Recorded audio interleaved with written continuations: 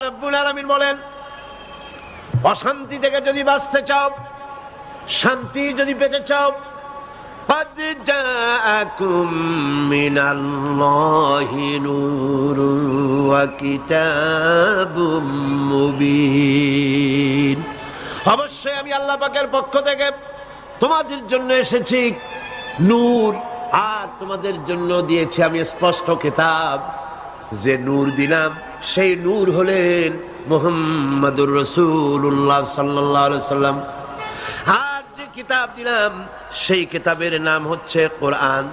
কিতাবের নাম হচ্ছে কোরআন।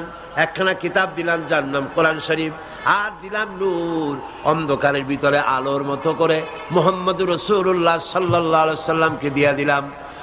কোরআন আর সুন্নাহ অনুসরণ করে যদি জীবন চালাতে পারো, দুনিয়ায় শান্তি পাবে, আখিরাতেও শান্তি পাবে।